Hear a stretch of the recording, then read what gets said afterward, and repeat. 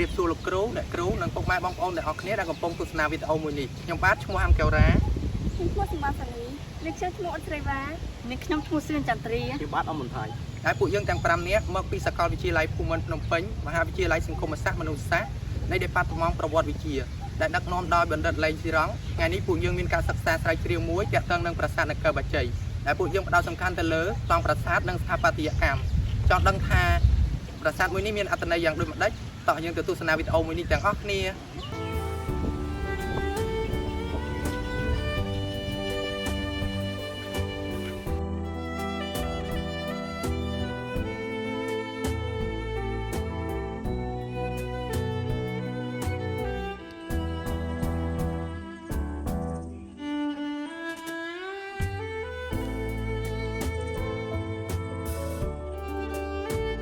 កំពង់ចាមគឺជាខេត្តមួយដែលមានវ័យចំណាស់ពោពេញទៅដោយសម្បត្តិវប្បធម៌ប្រាង្គប្រាសាទជាច្រើន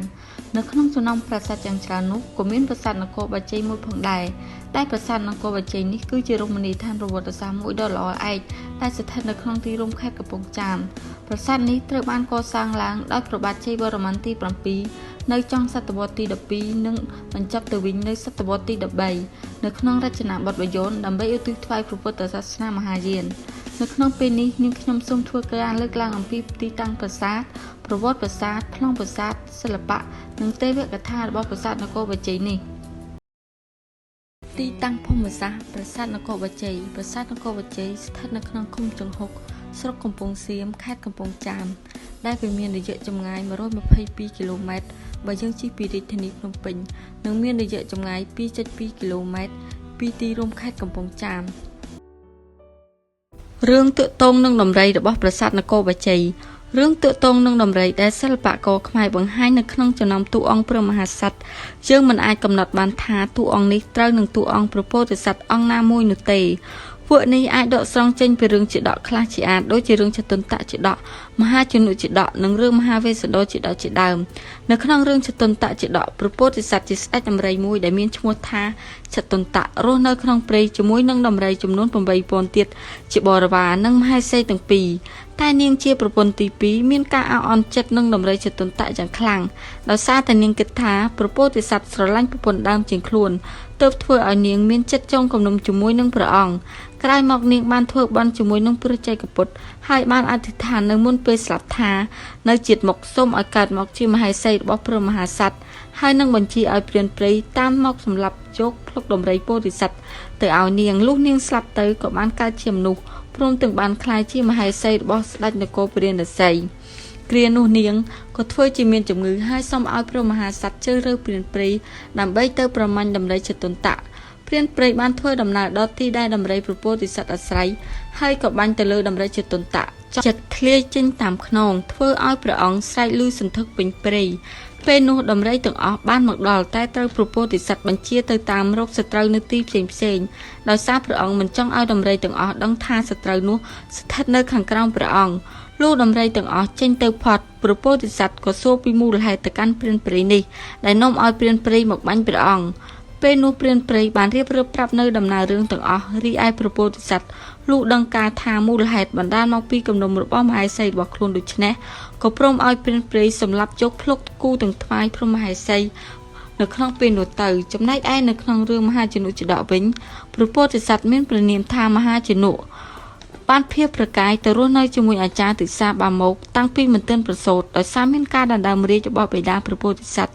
ដោយព្រះអាណត្តិនាមបាជនុនៅពេលចម្រើនវ័យធំហើយព្រះពោធិសត្វក៏លាអ្នកមានគុណដើម្បីនឹងតាមរកបិតាវិញដោយធ្វើដំណើរតាមសំពើចំនួនលុះធ្វើដំណើរបាន7ថ្ងៃសំពើក៏លិចប៉ុន្តែព្រះអង្គព្យាយាមហែលរហូតនាងមនីខេឡាមកជួយស្រង់ព្រះអង្គយកទៅលើកម្រាលថ្មមួយក្រោមដើមស្វាយក្នុងពេលព្រះមហាជនុលិចសំពើនោះព្រះបាទជនុក៏សោយទីវង្គតនៅក្នុងថ្ងៃនោះដែរដែលបណ្ដាលឲ្យនគរគ្មានស្ដេចគ្រប់គ្រងហេតុដូច្នេះមន្ត្រីទាំងអស់នាំគ្នាធ្វើពិធីអធិដ្ឋានដើម្បីស្វែងរកស្ដេចថ្មីតាមរយៈការផ្សងបុស្រត់នៅតាមសាធារណៈផ្សេងៗដែលមានដំរីជ័យជាអ្នកនមុខដំរីនេះបានធ្វើដំណើរទៅដល់កម្រាលថ្មនៅក្រោមដើមស្វាយជាទីដែលព្រះពោធិសត្វគង់នៅរីឯព្រះពោធិសត្វក៏ឡើងគង់លើខ្នងដំរីធ្វើដំណើរទៅរាជវាំងហើយឡើងគ្រងរាជនៅពេលនោះ ឯរឿងមហាវេស្សន្តរជាតកវិញព្រះពោធិសត្វមានព្រះនាមថាវេស្សន្តរនៅក្នុងជាតិនេះព្រះពោធិសត្វជាអ្នកបំពេញនៅទានបារមីគឺគ្រាន់តែព្រះអង្គ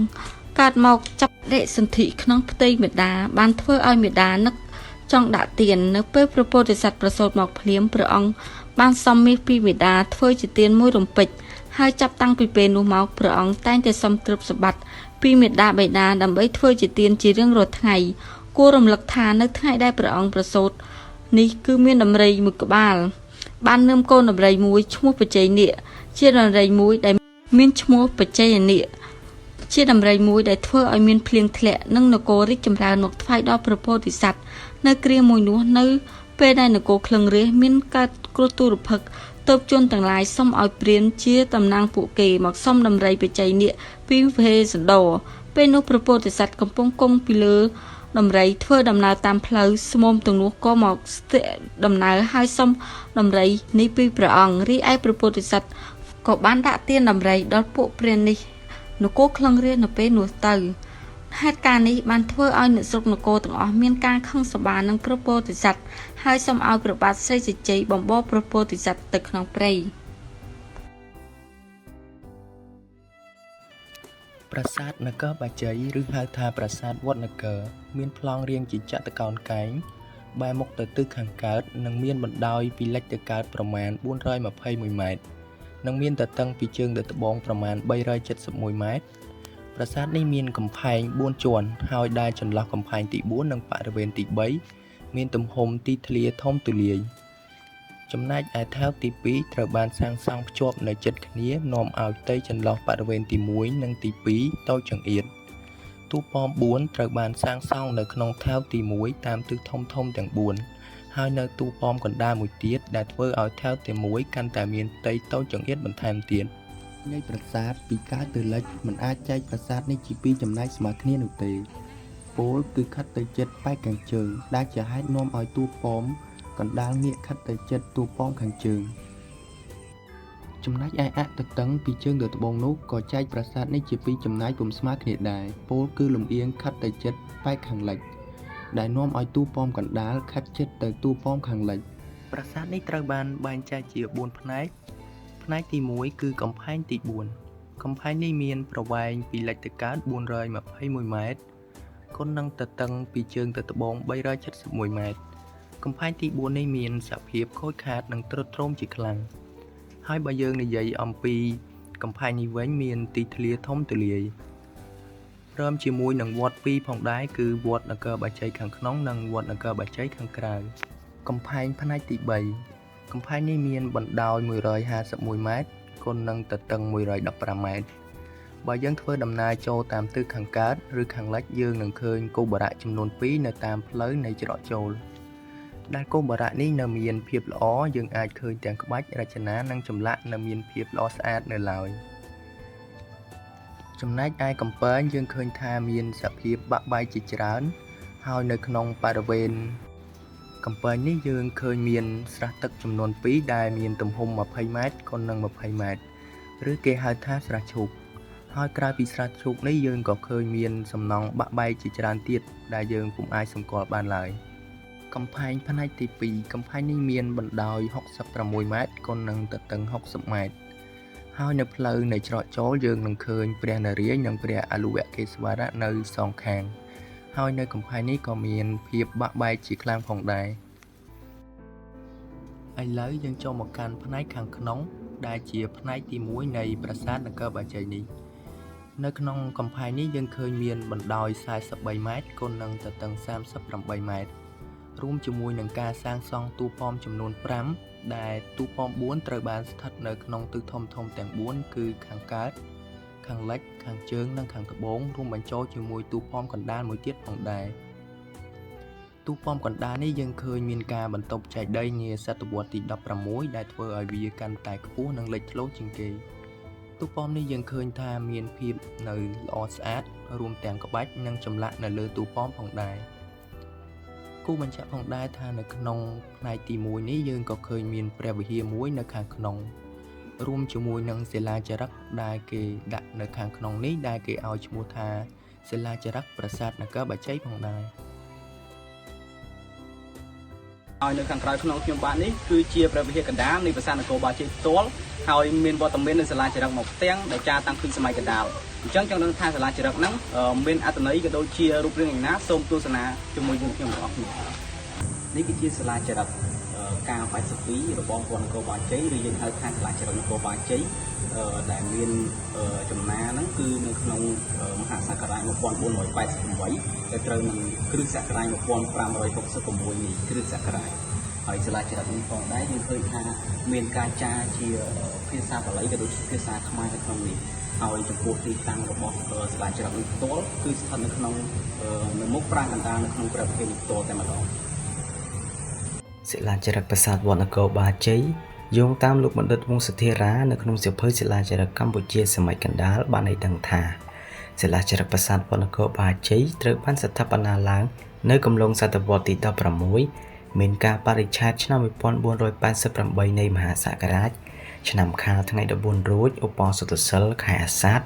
វរៈថ្ងៃច័ន្ទកញ្ចុំផ្កាយវិច្ឆិកាវេលាចៅស្រមោល2ជ្រេទៅទិសខាងលិចគឺស្ថិតនៅចន្លោះពេលព្រឹកម៉ោង7និងម៉ោង8ដែលត្រូវនឹងថ្ងៃទី15ខែកក្កដាឆ្នាំ1566សិលាចារឹកវត្តនគរបាលជ័យមានចំនួន2ផ្ទាំងមួយផ្ទាំងចារជាភាសាបាលីនិងមួយផ្ទាំងទៀតចារជាភាសាខ្មែរត្រូវបានគេដាក់លេខរៀងការ82នៅក្នុងបញ្ជីធំនៃសិលាចារឹកព្រៃប្រទេសកម្ពុជារបស់លោកសុកសដេសសិលាចារឹកនេះធ្លាប់ត្រូវបានគេកត់ត្រាក្រោមលេខរៀងការ85ក្នុងបញ្ជីសារពើភ័ណ្ឌប្រាសាទនៃប្រទេសកម្ពុជារបស់លោកលុយណេដឺសុងគីញ៉ានៅក្នុងឆ្នាំ1902ផ្ទាំងសិលាចារឹកនេះមាននៅក្នុងសាលព្រះវិហារកណ្ដាលដែលមានជើងសសរ39ដើមលាតសន្ធឹងស្ទើរតែដល់ដំបូលនៃកំពែងអត្ថបទដែលចារជាភាសាបាលីស្ថិតនៅមុខកាត់បន្ទះសិលាស្ដំនៅទិសខាងកើតមានទំហំ71គុណនឹង32សង់ទីម៉ែត្រមានចំណាអក្សរ24បន្ទាត់ចំណែកអត្ថបទជាភាសាខ្មែរនៅមុខកាត់បន្ទះខាងជើងនៃបន្ទះសិលាស្ដំមានទំហំ39គុណនឹង15សង់ទីម៉ែត្រមានចំណាអក្សរ13បន្ទាត់អត្ថបទទាំងពីរនេះត្រូវបានគេចារយ៉ាងហ្មត់ចត់និងរក្សាបានរូបរាងលក្ខណៈទ្រង់ទ្រាយនៅល្អនៅក្នុង4បន្ទាត់ខាងដើមនៃអត្ថបទចារជាភាសាបាលីនិងពាក្យរាយធម្មតារីឯផ្នែកនៅសល់គេតែងជាអត្ថបទពាក្យស្លោកចំនួន10ល្បះអត្ថបទចារជាភាសាបាលីនៅក្នុងសិលាចារឹកនេះបង្ហាញពីឧបាសិកាម្នាក់និងភរិយារបស់គាត់ដែលជាអភិជនដូចគ្នាដោយអ្នកទាំងពីររូបនេះមកពីត្រកូលក្សត្រិយៈអ្នកទាំងពីរអង្គនេះបានប្រាថ្នានៅបុណ្យកុសលនិងបានធ្វើពិធីបូជានៅព្រះសារីរិកធាតុអមជាមួយនឹងព្រះពុទ្ធរូបមួយអង្គនៅមុនពេលដែលអ្នកទាំងពីរនេះបានស្លាប់ទៅរួមជាមួយនឹងសារណវត្ថុតម្កល់នៅត្រង់តួប៉មប្រាសាទសំណង់នេះត្រូវបានគេហៅសាមញ្ញថាចាត់ដីតែតាមភាសាបរមវិទ្យាហៅថាស្ថូបស្រដៀងគ្នាទៅនឹងការហៅក្នុងភាសាឥណ្ឌាត្បូងថ្មមានតម្លៃចំនួន7ដុំត្រូវបានគេបញ្ចុះនៅបាតទូប៉មប្រាសាទរួមជាមួយនឹងសពអភិជននោះសិលាចារឹកនេះបានផ្ដល់នូវព័ត៌មានបង្ហាញពីបច្ឆាមរណនាមនៃជនទាំងពីរហើយបានចារនៅឃ្លាពាក្យពេចន៍សម្រាប់បួងសួងដល់ប្រជានុរាស្ត្រហើយបានផុតចាកទុក្ខទោសទៅសោយសុខនៅឋានសួគ៌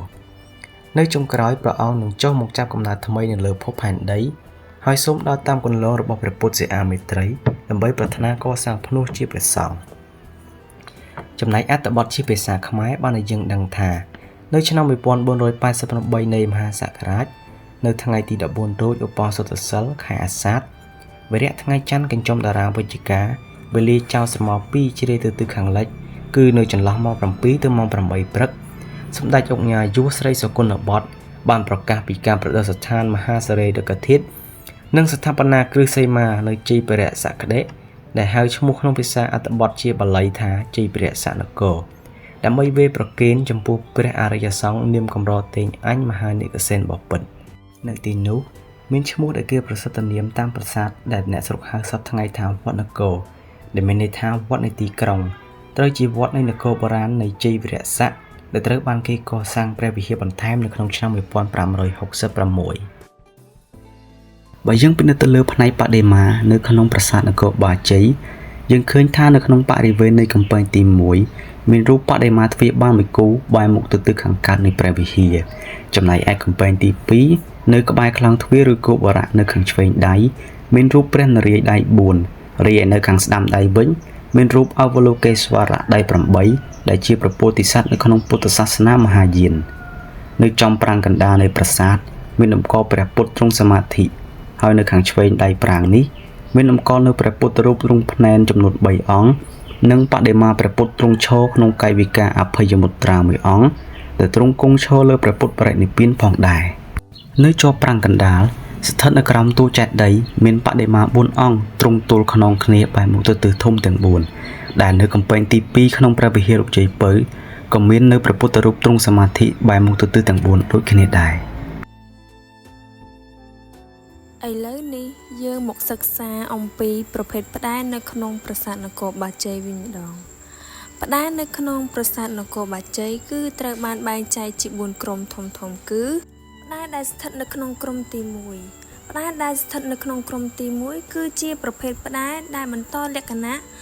ពីរចនាបថបាភួននិងរចនាបថអង្គរបានជាយើងសន្និដ្ឋានបែបនេះដោយសារតែយើងសម្គាល់ទៅលើក្បាច់រំយោលធំៗពីរដែលស្ថិតនៅ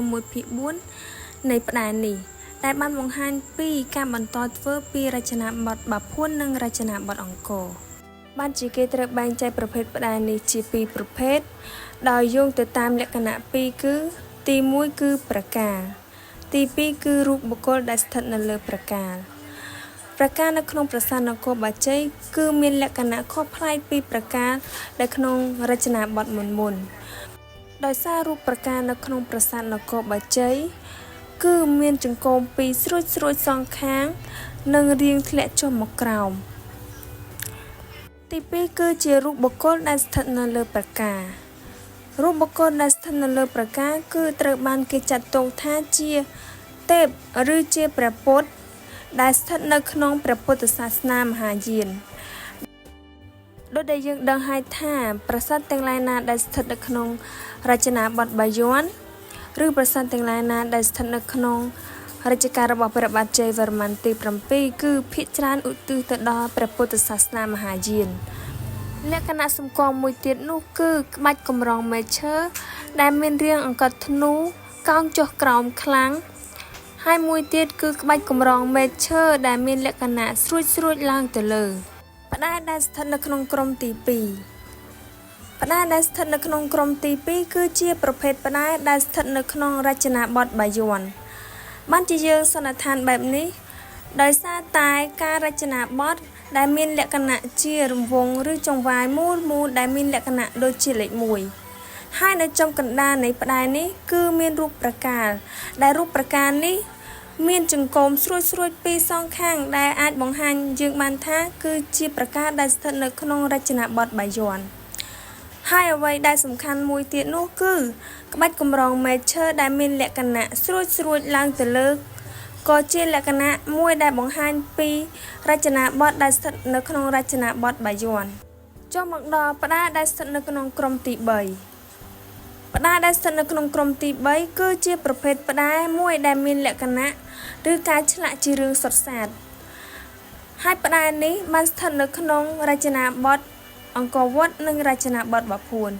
បានជាគេសន្និដ្ឋានបែបនេះដោយសារតែផ្តែរដែលស្ថិតនៅក្នុងរចនាបថបាភួននិងរចនាបថអង្គរវត្តគឺភាគច្រើនគេឆ្លាក់ជារឿងដែលពាក់ព័ន្ធទៅនឹងព្រហ្មញ្ញសាសនាចំណែកឯផ្តែរដែលស្ថិតនៅក្នុងរចនាបថបាយ័នគឺភាគច្រើនគេឆ្លាក់ដែលតាក់ទងទៅនឹងព្រះពុទ្ធសាសនាមហាយានចុះមកដល់ផ្តែរដែលស្ថិតនៅក្នុងក្រុមទី4ផ្តែរដែលស្ថិតនៅក្នុងក្រុមទី4គឺជាប្រភេទផ្តែរដែលស្ថិតនៅក្នុងរចនាបថបាយ័នផ្តែរមួយនេះមានលក្ខណៈពិសេសខុសប្លែកពីផ្តែរមុនដោយសារតែផ្តែរមួយនេះមានការរចនាបថនិងការឆ្លាក់ជាព្រះពុទ្ធរាងគ្នាចំនួន5អង្គដែលស្ថិតនៅក្នុងព្រះពុទ្ធសាសនាមហាយានហើយក៏បង្ហាញពីព្រះកញ្ញានុពុទ្ធទាំង5ព្រះអង្គផងដែរជាបន្តទៅនេះយើងមកសិក្សាអំពីសសរពេជ្រវិញម្ដងសសរពេជ្រគឺជាសសរម្យ៉ាងដែលស្ថិតនៅជាប់នឹងសសរផ្អោបហើយសសរពេជ្រដែលស្ថិតនៅក្នុងប្រាសាទនគរបាជ័យគឺជាសសរពេជ្រដែលស្ថិតនៅក្នុងរចនាបថបាយ័ននៅចុងសតវត្សទី12និងដើមសតវត្សទី13សសរពេជ្រនៅក្នុងប្រាសាទនគរបាជ័យគឺវាមានរាងជា8ជ្រុង ហើយនៅផ្នែកខាងក្រោមនៃសសរពេជ្រត្រូវបានគេឆ្លាក់ជារាងការ៉េដែលការឆ្លាក់នេះត្រូវបានបែងចែកជាពីរទៀតគឺការឆ្លាក់ជារាងប្រាសាទនិងការឆ្លាក់ជារូបមនុស្សហើយនៅលើតួនៃសសរពេជ្រគឺត្រូវបានគេឆ្លាក់ជារង្វាន់ដែលមានរាងដូចជាចិញ្ចៀនហើយការឆ្លាក់នេះគឺមានទំហំប៉ុនៗគ្នាដែលយើងមិនអាចសន្និដ្ឋានបានថាវាមានទំហំពី1/2 1/4 ឬ1/8បានទេជាបន្តទៅទៀតនេះចូលដល់ចំណុចហោជាងគ្រប់សំណង់ស្ថាបត្យកម្មប្រាសាទបុរាណខ្មែរហោជាងគឺជាផ្នែកមួយយ៉ាងសំខាន់ដើម្បីនឹងកំណត់នៅសភនបានឬម្យ៉ាងទៀតបើតាមអ្នកសិក្សាពីប្រាសាទបុរាណឬហៅថាអ្នកបុរាណវិទូនោះលោករត់តែឲ្យតម្លៃយ៉ាងខ្លាំងទៅលើហោជាងពីព្រោះថាលោកអាចយកហោជាងនេះធ្វើជាទឹកតាំងក្នុងការកំណត់ការបរិច្ឆេទនៃការកសាងអាស្រ័យដោយលោកអាចនឹងងាយយល់ដល់មុខងាររបស់ប្រាសាទចំពោះសាសនាតាមរយៈបដិមាសាស្ត្រនៅលើហោជាងនេះឯងជាស្ដែងនៅប្រាសាទនគរបាជ័យថ្មីត្បិតតែមានសភាពទ្រុឌទ្រោមខ្លះក៏ពិតមែនក៏ប៉ុន្តែការរក្សានៃក្បាច់ហោជាងក៏នៅមានកង្វង់ខ្លះផងដែរជាស្ដែងនៅគោបរៈខាងកើតនៃកំផែងទី3នៅមានសេសសល់នៅហោជាង2ហោជាងទី1គឺនៅខាងជើងនិងហោជាងមួយទៀតគឺនៅខាងត្បូងរីឯហោជាង2ទៀតគឺហោជាងខាងកើតនិងហោជាងខាងលិចនៃច្រកចូលព្រមទាំងពាក់កណ្ដាលហោជាងនៅផ្នែកខាងកើតនៃគោបរៈដែលត្រូវរលំជ្រុះអស់ចំណែកឯនៅគោបរៈខាងលិចនៅកំផែងទី3យើងពិនិត្យឃើញថាមាននៅសេសសល់ហោជាង2ដែលមួយនៅខាងជើងនិងមួយទៀតគឺនៅខាងត្បូងរីឯហោជាង2ទៀតគឺនៅខាងកើតមួយហើយនឹងនៅខាងលិចដែលជ្រុះធ្លាក់បាត់បាត់ជាទូទៅយើងពិនិត្យទៅឃើញថាមានហោជាង4ប្រភេទនៅប្រាសាទនគរបាជ័យដែលប្រភេទទី1ជាប្រភេទហោជាងដែលមានទំហំធំនិងត្រួតគ្នាជា2ជាន់ហើយហោជាងប្រភេទនេះមានរាងជាក្រចកជើងសេះនិងមានលម្អទៅតាមចៃសងខាងនៃហោជាងជារូបមកលខ្យានាគបែរក្បាលចេញក្រៅរីឯដងខ្លួនវងពុតពេនទៅលើបង្កើតបានជាអ្នកជ្រវាដងក្តារនៃហោជាងដោយមានទុកចន្លោះផ្ទៃកណ្ដាលសម្រាប់ឆ្លាក់រាល់រឿងរ៉ាវផ្សេងៗហើយនៅលើដងខ្លួនអ្នកមានលម្អដោយក្បាច់ភ្ញីនិងក្បាច់ផ្កាច័ន្ទនៅភាគកណ្ដាលនៃទំហំដងខ្លួនហើយនៅលើដងខ្លួនអ្នកមានលម្អទៅដោយសន្លឹកបាយការដែលឆ្លាក់ជាក្បាច់ភ្ញីផ្សេងៗហើយក្បាច់ត្បូងកណ្ដាលនៅកំពូលហោជាងមានលម្អជាក្បាលរាហូជួនរាហូនោះមានដៃ2ជួនរូបក្បាលរាហូនោះត្រូវជំនួសដោយរូបមនុស្សឈរចំណែកឯនៅតាមសន្លឹកបាយការផ្សេងៗទៀតមានលម្អដោយរូបមនុស្សហោះនិងលើកដៃប្រណម្យករណីដូចហោជាងនៅញុកមុខខាងជើងនៃតួប៉មខាងជើងជាដើមដែលហោជាងត្រួតគ្នាជាពីរជាន់របៀបនេះហោជាងនៅខាងក្រោយមានកម្ពស់ខ្ពស់ជាងនិងធំជាងហោជាងដែលនៅខាងមុខប៉ុន្តែมันបង្កើតឲ្យមានគម្លាតគ្នារវាងចន្លោះនៃហោជាងទាំងពីរនោះទេពោលគឺស្ថិតគឺនៅលើផ្ទៃតែមួយជាមួយគ្នាហើយហោជាងប្រភេទទី1នេះឃើញមាននៅគោបរៈខាងកើតគោបរៈខាងលិចនិងនៅតាមតួប៉មនីមួយៗផងដែរហើយហោជាងប្រភេទទី2គឺជាហោជាងដែលមានខ្នាតមធ្យមដែលមានរាងជាក្រចកជើងសេះមានលម្អដោយរូបនាគបែរក្បាលចេញក្រៅនៅចុងសងខាងនៃហោជាងនិងដងខ្លួនពុតពេនបាត់ទៅលើជានាគជ្រវាដងក្តារនៃហោជាងប៉ុន្តែនៅចន្លោះកណ្ដាលនៃផ្ទៃហោជាងប្រភេទទី2នេះមិនមានលម្អជារឿងរ៉ាវឬក្បាច់រចនាអ្វីនោះទេពីព្រោះថាហោជាងប្រភេទនេះគឺឆ្លាក់នៅលើថ្មបាយក្រៀមហើយនៅលើដងខ្លួនអ្នកមានក្បាច់ឆ្កូតជារាងសន្លឹកបាយការតែมันមានលេចចេញជារូបរាងជាក្បាច់ឲ្យប្រកបនោះទេហើយហោជាងប្រភេទទី2នេះគេឃើញមាននៅលើទ្វារបញ្ឆោតនៃអគារកន្លងទាំងពីរនៅភាគខាងកើតហើយចុះមកដល់ប្រភេទហោជាងទី3គឺជាហោជាងដែលមានខ្នាតតូចរាងក្រចកជើងសេះនិងមានផ្ទៃកណ្ដាលរាងជាចតុកោណកែងហោជាងប្រភេទនេះមិនមានត្រួតគ្នាជាពីរជាន់ដែរប៉ុន្តែនៅចេញសងខាងមានរូបមកលខ្យានាគបែរក្បាលចេញក្រៅនិងពុតខ្លួនវងជាអ្នកជ្រវាដងក្តារនៃហោជាងដូចជាហោជាងប្រភេទទី1និងប្រភេទទី2ដែរព្រមទាំងមានសន្លឹកបាយការ ដែលមានលម្អដោយក្បាច់ភ្ញីផងដែរហើយហោជាងប្រភេទនេះឃើញមាននៅទ្វារបញ្ឆោតតាមជាន់នៃតួប៉មនីមួយៗលើកលែងតែតួប៉មកណ្ដាលដែលមិនឃើញមាននៅហោជាងប្រភេទនេះទេគេរាប់បញ្ចូលជាប្រភេទទី4នៃហោជាងដែរចំពោះប្រភេទពាក់កណ្ដាលហោជាងដែលយើងបានជួបប្រទះនៅប្រាសាទនគរបាជ័យហើយយើងសង្កេតឃើញថាមានប្រើពាក់កណ្ដាលហោជាងនៅអមនិងញុកច្រកចូលខាងជើងនិងខាងលិចនៃតួប៉មកណ្ដាលហើយពាក់កណ្ដាលហោជាងនោះមានរាងជាក្រចកជើងសេះដែលមានរូបនាគពុតពេនខ្លួនធ្វើជាពាក់កណ្ដាលនាគជ្រវាដងក្តារនិងបែរក្បាលចេញក្រៅនៅជ្រោយហោជាងហើយសន្លឹកបៃកាមានឆ្លាក់លម្អជាក្បាច់ភ្ញីផ្សេងៗផងដែរជារួមមកយើងឃើញថាប្រាសាទនគរបាជ័យក្នុងចំណោមប្រាសាទទាំងអស់នៃស្នាដៃបុព្វបុរសខ្មែរយើងឃើញថាមានភាពលក្ខណៈពិសេសជាច្រើនដូចជាប្លង់ប្រាសាទនិងការរៀបចំកំផែងនៃការការពារប្រាសាទព្រមទាំងចម្លាក់ក្បាច់រចនារួមជាមួយនឹងសិលាចារឹកដែលចាររៀបរាប់នៃការសាងសង់ប្រាសាទនេះផងដែរជាចុងក្រោយចំពោះការបកស្រាយអំពីប្រាសាទនគរបាជ័យរបស់ក្រុមយើងខ្ញុំក៏ឈានដល់ទីបញ្ចប់បើសិនមកមានកំហុសឆ្គងឬក៏ការប្រាពាក្យមិនសមរម្យសូមធ្វើការខន្តីអភ័យទោសសូមអរគុណសូមគោរព